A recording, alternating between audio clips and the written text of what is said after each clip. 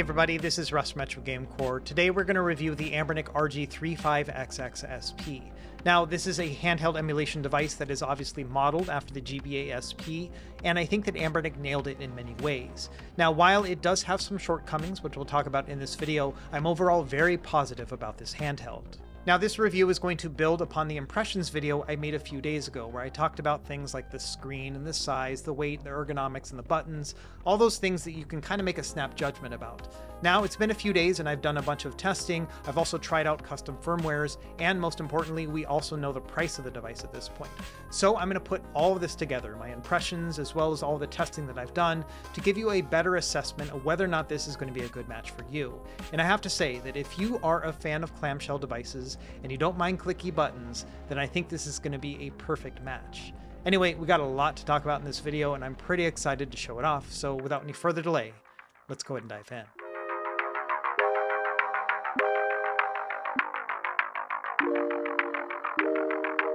Okay, jumping into this video, I'm going to assume you've already watched my impressions video or at least other videos about this handheld. But even then, I bet you would appreciate a recap. So this is the fourth in a line of other devices that Anbernic have released with this exact same chipset. And each of these is unique. We started with a vertical version, then the horizontal one, and then finally a mini version with a 2.8-inch screen. And so the SP model that we're looking at today has the exact same chipset and performance as the other models, with very similar features as well. If you purchase one of these devices, it'll already come with a 64GB card with a stock operating system inside. It'll be loaded up with games. Some of those are not going to be the most organized in the world, but it's very easy to add your own just via the microSD card. And so that's one of the things I've done over the past few days. I've loaded it up with my own games, that way I have the perfect library to play from.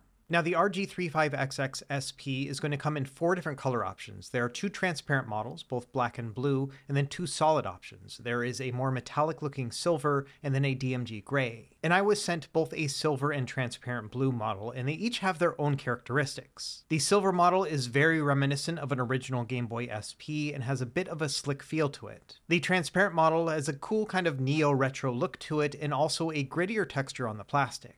And I'm still torn between which one I prefer over the other, but I've been leaning more towards the silver one than the transparent model.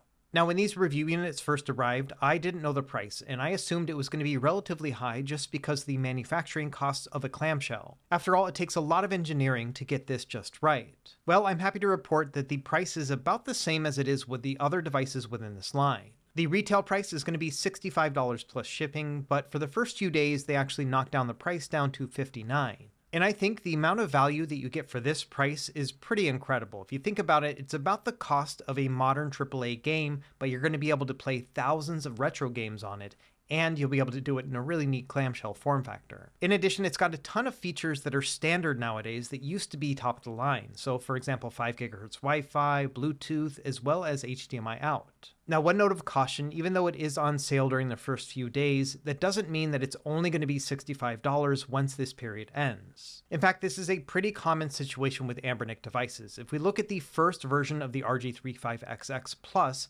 this one is still retailing for $64, so about the same price. And this one also had that same thing where it had a sale period for the first few days. However, one thing to keep in mind is about a month after release, a bunch of third-party dropshippers will get their hands on this device, and they often like to compete with one another, and it drives down the price for everybody. So even though, yes, if you were to go on the Anbernic website right now, it would cost you $64 plus shipping for the RG35XX Plus, but if we go over to AliExpress and check out one of those retailers, you can see it's nearly $20 cheaper and with free shipping. And I'm bringing this up for 2 different reasons. The first is that I think this is a good value. Even when it's not on sale, $65 plus shipping is still a really great price for the amount of handheld that you'll be getting. If you compare this to other handhelds that were on the market for over $100 a couple of years ago, this thing is still a home run. And the second point is that if you were on the fence about this device, maybe you're a little bit hesitant about those clicky buttons, then it might be in your best interest to wait. I think that once more people get the device in their hands and start testing things like the buttons and the hinge, we'll probably get a better idea of just how good or bad this device really is. Some of these aspects do take time to really assess, and I think that the longer you wait, the better the price is going to be. Anyway, that's my whole spiel about the price. I think it's a good value, even when it's not on sale, but it's going to get better from here.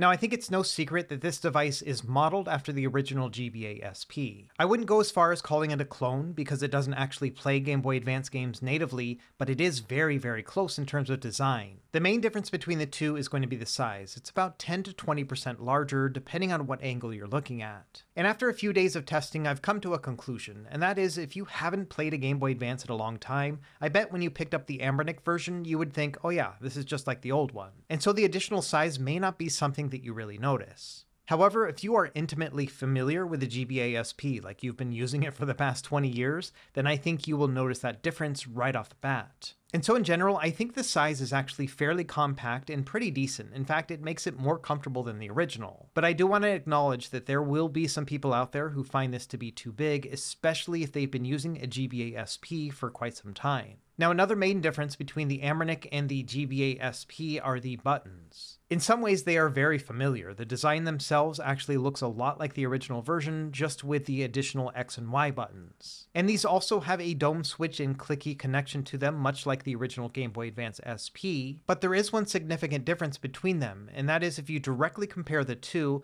yes, they're both clicky, but the Anbernic one is much clickier, louder, and harder to press down on. Now, this is one of those polarizing topics where I found that some people don't really mind the amount of actuation force here, but for me personally, I have found it to be a little bit more fatiguing than I would like. In addition, I wish these buttons were a little bit quieter. Let's do another sound test just to remind ourselves of how loud these can actually be.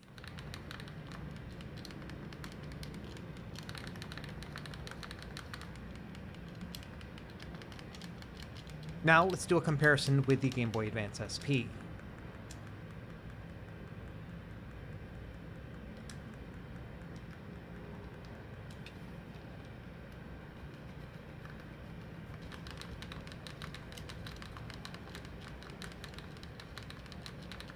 So yes, no bones about it, these are loud and clicky buttons. Now if you're playing them like on a bus or in a louder environment, I don't think it's going to matter at all, but this is definitely not something I could play next to my sleeping wife.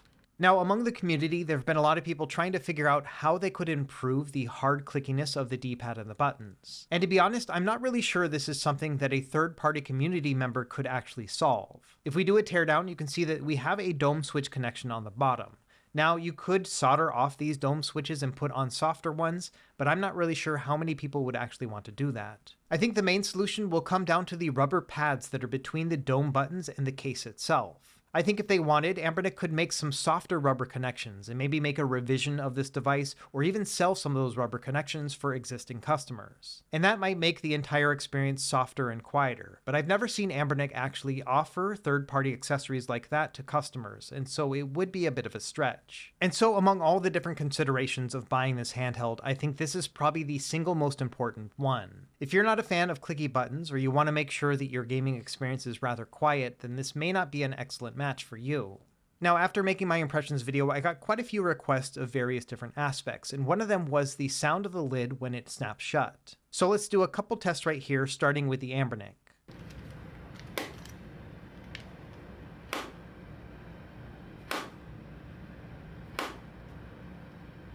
Next, we'll do the Game Boy Advance.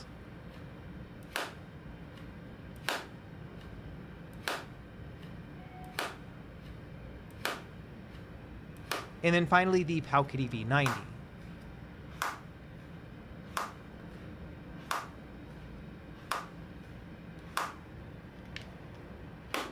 So yeah, I think it's a pretty solid snap. It's pretty satisfying to close down, and the magnets are just strong enough to make sure that it stays shut. Now, another question I got was about the durability of the hinge, and it's really hard to test something like this just within a week. I will say that the hinge itself feels tight and sturdy, not overly tight, but definitely solid.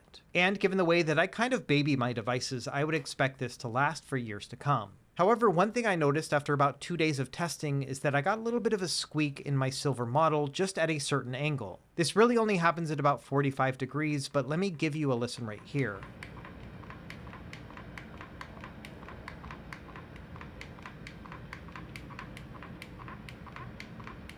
And so yes, this is something that took me a while to notice, and honestly, when you're just opening up the device all the way to actually play it, you don't actually hear the squeak. It's only when you're putting it at 45 degrees and just kind of moving it up and down. Given the fact that this is not really something that I would do while playing the device in the first place, the squeakiness has not bothered me, but I did want to bring it up. And to me, it might be an indication that the lids here are a little bit tight on the solid models. If we look at my aftermarket GBA SP, you will see that this one also does not have any squeaking, and same thing with the transparent model. This one is also super quiet. So this might be related to the type of plastic used in the silver model, or maybe the fact that I've been using it more than the other ones, but yeah, this one definitely has a squeak. It's not the worst thing in the world, but something that might bother you. While we're on the subject of things that might bother you, another thing I notice is that the device can get warm when you play high-end games. In particular, you will feel the heat around the center of the device on the front and then all across the back, basically everywhere the battery is. Now, in terms of temperature, I would say that it's something that is noticeable, but not to the point of getting hot or uncomfortable. It's actually a very similar experience to the other XX models released by Anbernic, and so if you've used one of those before and you've noticed the warmth, it's about the same. Now, part of this has to do with the fact that the battery is right on top of the CPU. They're not actually touching, there's a couple millimeters difference between the two, but still, the fact that the CPU is so close, it must be radiating heat directly into the battery. So it does give me some pause about this device as well as others that have a battery so close to the CPU, in that this might affect battery life over time. And given the fact that all these devices are so relatively new, who knows how many years this will actually last, but it is a concern worth noting. Thankfully, it's still pretty easy to find other battery replacements on AliExpress, and so it might not be a huge deal in the long run. And the way I see it, yes, the device does get warm when playing things like Dreamcast, Nintendo 64, and PSP. But again, I would say that it's not to the point of preventing me from wanting to play those systems at all. In fact, this is a really excellent device for Nintendo 64 and Dreamcast, provided they will work with these controls. And we'll talk more about the controls here later in the video, but before that, let's move on and talk about the screen. Now, this display is 3.5 inches with a resolution of 640 by 480. That's going to give you a 4:3 aspect ratio, which will scale really well for most retro systems. In fact, for many of them, including PlayStation and Dreamcast and Nintendo 64, all of these will be a 1x integer scale because you can play those games at 640 by 480p for the most part. And so these games will be a perfect match for this screen, and they're a lot of fun. Now, for other retro systems, it gets a little bit more complicated. For example, with Super Nintendo and NES, they are not a perfect 2x integer scale. They're just a little bit higher. It's 2.1x. And you've got one of two options. You could either just blow it up to full screen like this, and it'll give you a little bit of imbalanced pixels, but not much, or you could drop it down to a 2x integer scale and increase the black borders around the side. And so that's really just a matter of preference, of whether or not you'd like to have a full screen experience or you want to make sure that you have nice chunky pixels. Another example of a system that has imbalanced pixels is going to be Game Boy Advance. And this is kind of ironic considering the fact that this thing looks so much like a Game Boy Advance SP. When it comes down to it, it is a 2.7x integer scale. You can blow this up and it actually looks really nice. In fact, with the stock firmware, they even have a Game Boy Advance SP logo here in the overlay. But just bear in mind that when blown up like this, it's not going to be a perfect integer scale, and so there may be some pixel distortion. If you wanted to make sure that you did have crispy pixels, you would need to go down to a 2x integer scale, which is quite small on this screen. And I'm not sure how many people are going to want to go and scale it down to a 2x integer scale, but that is always an option. For me, I don't mind blowing it up to full screen because I think it still looks pretty darn good. Now, some systems that do work well with an integer scale include Game Boy and Game Boy Color. These at a 3x integer scale are still pretty close to full screen. In fact, Anbernic did account for this with their overlays, and so these are integer scaled with a nice little border around the front that actually gives you a nostalgic look. Now, you could always blow it up to full screen and get a 3.3x integer scale, but for me personally, I think that a 3x integer scale looks the best, and I really like those borders too. So when it comes down to it, I would say that it's a little ironic that among all of the systems that this can emulate, Game Boy Advance is one of the worst if you are looking for specific integer scaling. In that regard, I would not say this is a perfect Game Boy Advance. However, when you take into account the fact that this can play thousands of retro games across multiple systems, I don't think it's a huge deal for me in particular. If anything, I would say the emulation on this device is good enough,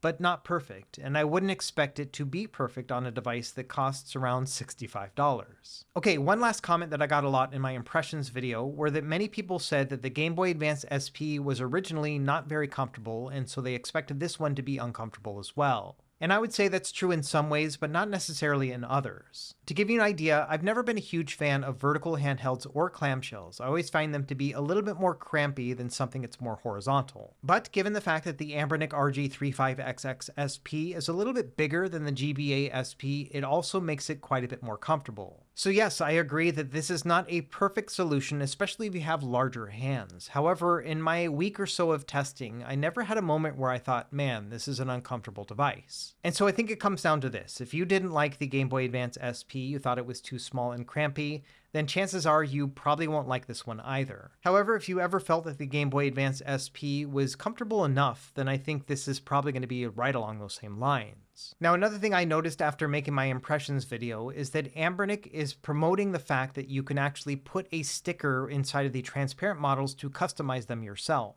And I think that's a pretty clever idea, but I think they also oversold it a little bit in their video. I think a lot of people expected that they could just slide these stickers in and out and it would be a super seamless experience, but it will require you to tear down the screen a little bit. Now, thankfully, it's not too hard. All you have to do is get some tweezers and remove the rubber stoppers, and then from there, just use a Phillips head screwdriver to unscrew everything. After that, if you wedge your fingernail into the back of the hinge and then also do the same around the sides of it to unclip it, you can then take the lid off. And then from there, you can now take off that piece of paper. You've got a few options here. You could either just make a new piece of paper with these exact dimensions, and those dimensions, by the way, are about 3 inches by 2.5. Now, another thing you could do is take a small decal or logo and then put that directly on this blue piece of paper and then snap it all shut. So you do have a few different ways of customizing it, but it's not going to be a slide in and out experience. One thing of note, when you're reassembling, one of the pads is a little bit thicker than the other. This one goes at the very top.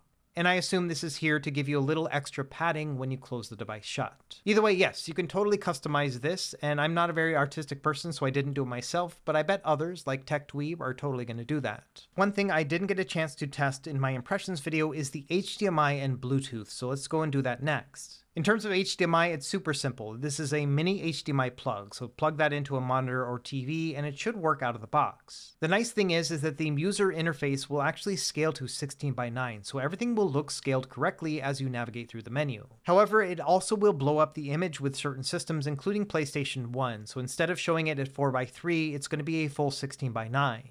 If you run into a system that does this, I've got a couple tips. What I would do is press the menu button to get into the RetroArch Quick menu, and then back out into the settings section, then go into video and scaling. Within there, I would adjust the aspect ratio to something a little bit more square. In fact, I think maybe the best one to choose might be just a square 1:1. Because the image is already being stretched out, this is going to get it very close to 4:3. I think it's a little bit more narrow than 4:3, but this is the closest that I could find.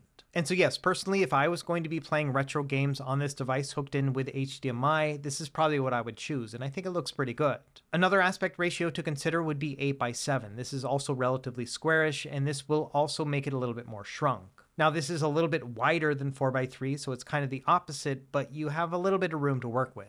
Now, if you want to set up a Bluetooth controller with this, it's also pretty easy. You would want to go down into the network settings, then open up Bluetooth settings, and from there, enable the Bluetooth and then select search for device. From there, press the X button to refresh and scan for new controllers, and I would recommend putting your controller in X input pairing mode, and it should pick it right up. Now, one thing of note, the stock firmware does not support Bluetooth audio, so if you wanted to pair it with Bluetooth headphones, that does not work. And so really, this is only going to be for Bluetooth controllers, and Bluetooth audio might be something they could implement later in a firmware update or maybe through custom firmware. Now, one thing of note, once you pair a controller, that Bluetooth controller is going to function as player 2. And that'll be fine if you're trying to do a 2-player setup while using the device at the same time, but let me also show you how to configure this if you'd like. Again, you'll want to go back into the RetroArch Quick menu and then go back into Settings and then Input. From there, navigate down to Port 1 Controls, and then under Device Index, you want to swap these out. You'll find that on the console itself, it'll say D-Play Keys. That's going to be the Anbernic.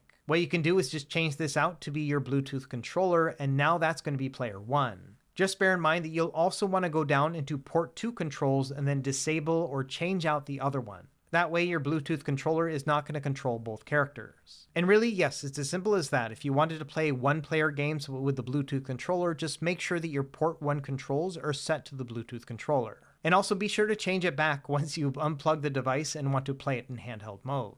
Okay, next I want to talk about firmware options. We're going to start with the stock firmware and some of my favorite aspects of it. The first is a feature I showed in my impressions video, which is the quick shutdown function. Within here, you can enable or disable the quick shutdown, but the most important part is the next screen. This will allow you to choose what's going to happen when you close the device shut. And here you can choose between putting the device to sleep or fully shutting it down. And personally, over the past week of testing, I found that I prefer to do a shutdown over sleep. I did some battery testing while on sleep, and I found that I lost about 4% every hour. And for me, that's way too much power drain for a sleep mode, so I'd rather just turn it off altogether. And it turns out it's a pretty seamless experience once you have that set up.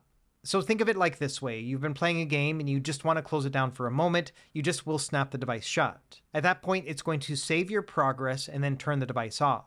Now, the next time that you're ready to start playing, all you have to do is open it up and then push the power button for a second or two. It will take a little bit of time to actually start up. It's about 20 seconds altogether, but when it does start up, it's going to remember exactly where you were in your game and start you from there. So it's almost like a sleep function, other than the fact that it's not very instantaneous, but I love the fact that it saves your progress and then boots you right back to where you were. And the best part about it is that you won't get any battery drain by doing this method, because when you shut it down, it's going to fully shut it down. And so that's how I've been playing over the past week or so. Yes, it's a minor inconvenience in that it takes about 20 seconds to boot up, but I love the fact that it saves my game and then takes me right back to where I was when I started up. It's not a perfect pick up and play solution, but I think it's good enough for the most part. Now, a couple other features worth mentioning about the stock firmware is that while you're in a game, you can press the menu button and then volume up and down, and that'll adjust the brightness. There are 5 different brightness settings, and I found that I mostly will play in 3 or 4. The 5 gets plenty bright, but it's a little bit brighter than I need indoors. Speaking of which, let's do an outdoor test. So when playing in the shade, I think that at max brightness, it is still fully playable. However, when going into direct sunlight, even in a cloudy day like this, it still gets pretty hard to see. So I would say this is a device you could probably play like while in a car or maybe close to a window, but maybe not something you would want to play like at the park. Now here's another feature I just recently learned about, and I think this is pretty awesome. If you're playing a game that requires analog input, for example Sonic Adventure 2 on the Dreamcast, all you have to do is tap the power button and it'll switch between D-pad and analog mode. Previously, I had actually been going into the RetroArch settings and remapping in the controls manually, but it turns out that Anbernic actually already thought of this. And so this has been really convenient. Depending on the game that you're playing with those higher end systems, you can still play just about everything with an analog stick. In particular, this is going to work with both Dreamcast and Nintendo 64 as well as PSP. However, bear in mind, it's not going to be a perfect solution. For example, sometimes playing a game with a D-pad instead of an analog stick is a little bit odd, but then also with Nintendo 64, many games relied on those C buttons, and that might be a little bit harder to actually control. So if anything, I would say it's a compromised experience with those systems in particular when it comes to the controls. Not every single game is going to play perfectly, but the ones that do are pretty awesome. Now, another note when it comes to PSP is that this one is a standalone emulator on the stock firmware, and as a result, the quick shutdown doesn't actually work when you close the lid. Instead, it's just going to put the device to sleep, and so it's nice that the sleep function works, but there's no quick shutdown, and so you will have to manually turn this one off. Anyway, that's what I wanted to show off when it comes to stock firmware. Now we're going to talk a little bit about custom firmware options. The first is going to be muOS. Now this one just had a recent release called Beans, and I've been testing it for the past few days, and it's actually working pretty well. Now this operating system is very trim and simple. It just really lets you get in and out of your games very quickly. And the setup is very simple. You just create your own folders and put them in the SD card, and then the operating system will either detect what system you're trying to emulate, or you can assign it yourself. They've made a lot of updates since the last time I tested this operating system as well. For example, I now have the ability to easily add box art, and it looks pretty snappy. And speaking of snappy, that's one of my favorite things about muOS, in that it will start up pretty quickly, but then also when you launch a game, it happens super fast. Same thing with closing out of a game, it's almost instantaneous, and so I really like that in terms of pick up and play. This operating system also has some pretty top-of-the-line features for this chipset, including native Pico 8 support, and it's really simple to set this up. It's just a matter of taking your Raspberry Pi files and then dropping them in the appropriate folder. And they have all the instructions on their website. It really took me just a couple minutes to get this set up. In addition, it now has full Portmaster support, including 64-bit games, and so just about every game in Portmaster can be launched on this system. And thankfully, the whole setup process is very simple. Portmaster will be pre-installed on muOS, so you just have to navigate through, choose your game, and install it. Depending on the game that you install, you may have to add your own game data files, but after that, they'll actually show up in the port section and you can launch them from there. And so this is easily one of the neatest factors about the RG35XXSP is being able to play these PC ports directly on a device that really doesn't feel like it has any business playing them. You can even play Stardew Valley or Teenage Mutant Ninja Turtles and even Balatro, although the latter I wouldn't really recommend because the text is basically illegible. Now, in terms of high-end performance, it does look like muOS is very similar to stock firmware. For Nintendo 64 and Dreamcast in particular, it's about neck and neck. And that means that most games are going to be perfectly playable other than like the top 10%. Things like GoldenEye, Cruisin' USA, those are going to struggle. When it comes to PSP performance, I did find it to be a little bit worse than the stock operating system, but not by much, and I do think that the muOS developer has been on a tear lately, and so I would expect to see a lot of improvements in the future. Now, one thing to bear in mind, there's not an SP version of muOS out yet. After all, this is a brand new device. And so some functionalities, like the ability to sleep when closing the screen, are just not there yet. In fact, that's another thing I couldn't find with muOS at all. If you tap the power button, it doesn't put it to sleep. And so the only way I could find to turn off the device was to go to the main menu and then select shutdown.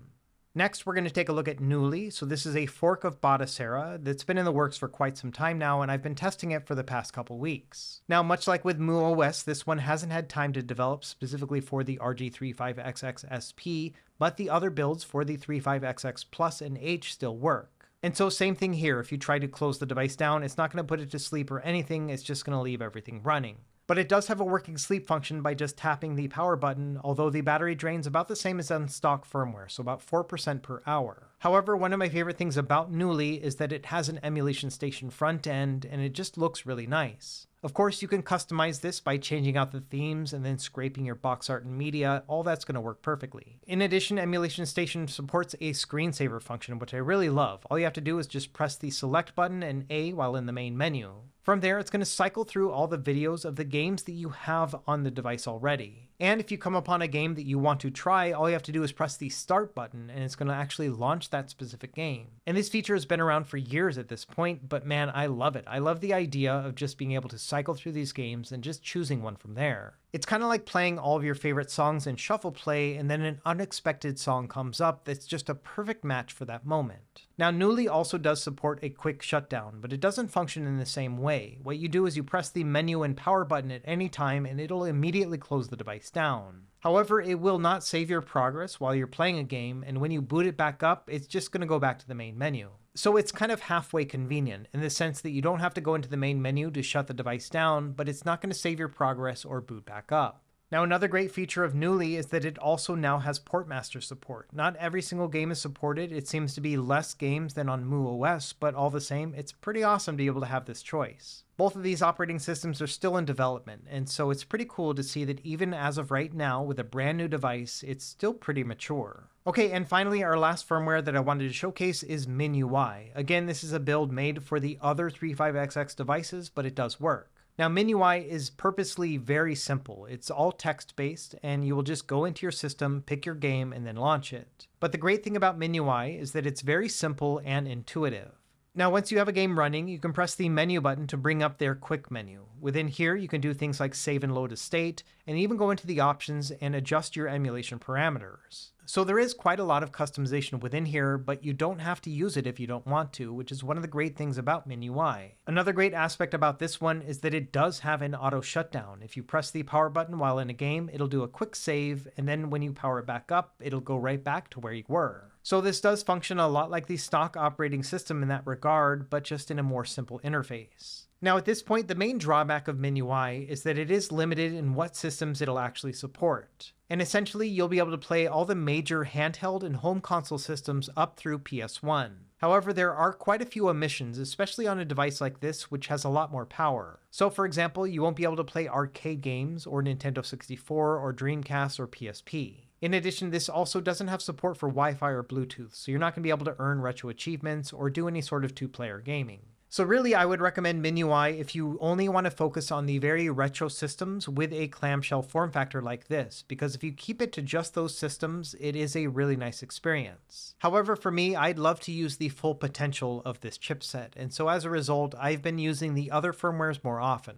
Now, we've already talked a lot about performance throughout the video, as well as in my impressions video, and then also all the videos that are made with the same chipset, and so I don't want to delve too much into this, but I do want to make a couple notes in case you are thinking about picking this up. The first is that in terms of arcade systems, with all the operating systems other than MinUI, you're going to be able to play basically everything out of the 80s and 90s up to a certain point. One system I got a couple questions about is Nintendo DS, and these games will play just fine on this system, but bear in mind that there is no touchscreen here, and you'll have to toggle between the two screens. So really, it's going to be best suited for games that can use the D-pad for their main controls, and when you only need to see one screen at a time. And if those conditions are good for you, then yes, I think that Nintendo DS is fully playable here. When it comes to PS1, all these games are going to play fine, even if you upscale it to a full 480p. Even the harder to run games like Tekken 3, yeah, these are going to play at full speed. When it comes to Dreamcast and Nintendo 64, most games are going to play fine other than those that are really hard to run. For Dreamcast in particular, these games are going to run with a frame skip, and so it's not going to be a perfect emulation experience, but I think for a $60-ish handheld, it's going to be perfectly playable. Just bear in mind that for both of those systems, there are going to be games in the catalog that just will not run correctly. And it's going to be similar with PSP, although most of these will run a little bit worse than those other systems. And so I would recommend considering Nintendo 64, Dreamcast, and PSP as being bonus systems, and that not every game will play, but maybe some of your favorites will. Okay, we've talked a lot about this device and all the good and bad, so let's start summarizing and talk about whether or not I think this might be a good choice for you. We're going to put this in two different categories. I'm going to call them heck yes and maybe not. We're going to start with heck yes. This is going to be all the things that might persuade you to actually pick it up. The first is the fact that it's a clamshell. I think there are many people who love this form factor, and if you're one of them, then yeah, this thing is pretty awesome. All the things that make a clamshell great are the same things that make this handheld great as well, including the fact that you can close it up and protect your screen, and that it's pretty compact, but then also gets big when you open it. I also think this is a very decent price for what you're going to get. It's basically the price of a AAA game here in the modern times, and you're getting so much more out of it. I think the performance here is pretty decent as well. You're going to be able to play most Nintendo 64 and Dreamcast, which is really fun on this little handheld. I also love the fact that we have lots of custom firmware options. We actually have 4 different firmwares we can choose from right now, and the device hasn't even started shipping. I also think the battery life is very good. I've gotten an average of about 8 hours with mixed gameplay. You'll get a little bit less if you really try to push it, but not by much. And if you want to play really lightweight stuff like Game Boy, Game Boy Advance, I bet you can get somewhere around 12 hours if not more. And then finally, if portability is a concern for you, then I think that this is probably one of the best options on the market. The fact that this doesn't really need a case, but you can still throw it around in your backpack is pretty great. Now, of course, this device is not perfect like with anything, and so there are a few reasons why I wouldn't recommend picking it up. And if any of these apply, then I think it's worth considering that maybe it's not a good fit. The first is that we have some clicky and rather loud buttons. Now, the Game Boy Advance SP also was clicky, but not clicky in the same way. And there may be other clicky devices that you don't really mind. For example, a Nintendo Switch or maybe a TrimUI Smart Pro. I would say that this device here, the Anbernic one, is more clicky than any of those. It's almost to the point where I dislike using them, but it's one of those things that I just kind of got used to, and I do find myself not using it in certain situations where I'm trying to play quietly. Another consideration is that the device does get warm under extended play or when trying to push it really hard. Now, I'm one of those people that does not like playing with a hot device, and I never really felt it got to that point, but it is something that I noticed. Another thing to keep in mind is that this hinge is somewhat untested. You know, one of mine does squeak, but other than that, I haven't found any problems. But it is really hard to determine how well a hinge is going to work in the long run over only a week of testing. And then finally, even though this device is quite portable, and I love the fact that it's a clamshell, it is a little bit bulky. And so it's one of those things that when you throw it in your pocket, you're definitely going to notice that it's there. And if you were expecting it to be the exact same size as a Game Boy Advance SP, it is quite a bit bigger. In the end, like with any other device, this has both good and bad qualities. But I can say here that the good qualities really outweigh the bad. Even though there are some things that I wish were better, I wouldn't consider any of these to be a deal breaker, at least for me. Now, among all of the other devices with the same chipset from Anbernic, it does make it a little bit hard to choose which one will be the best fit for you. If I had to choose myself, the first one I would eliminate would be the RG35XX Plus, and that's mostly because I'm not a huge fan of vertical handhelds. And if we're only talking about primary handhelds, then I think that the RG28XX is probably not going to be a good fit either. The screen on this one is pretty small compared to the others, and it also has small buttons, and it lacks Wi-Fi and Bluetooth. And so I think this one's a pretty easy elimination for me as well if we are talking about a primary small handheld. And so that leaves us with my two favorites, which are the RG35XXH and then the SP. And I gotta say, I'm pretty torn between the two, although there are some features on the H I really appreciate, like the analog sticks and the stereo sound. And that's one of the things I really love about this device, is that when playing systems like Nintendo 64 or Dreamcast, it's just a seamless experience. And so between the two, I think I would personally choose the H over the SP, but that's also because I have quite a bias towards horizontal handhelds. If anything, the best compliment I can give the Anbernic RG35XXSP is that it really gave me a run for my money when it came to the H. And the fact that it was such a close call between the two really says a lot about the SP. When it comes down to it, if only one of these two devices existed, I would be happy with either of them for years to come. The fact that we even have the choice between these two excellent options makes me feel like we're in a really lucky place right now, because it's never really been a better time to play retro games on a handheld for under $100. So in summary, I think when it comes to any of the RG35XX or even 28XX line, there is no wrong answer. It's really going to come down to personal preference and form factor. And I think that if the SP is the one that you're considering, you're going to have a great time with it. Anyway, let me know what you think in the comments down below. Are you picking this one up, or do you already have something that you'd rather use? As always, thank you for watching, and be sure to like and subscribe if you found this helpful, and we will see you next time. Happy gaming.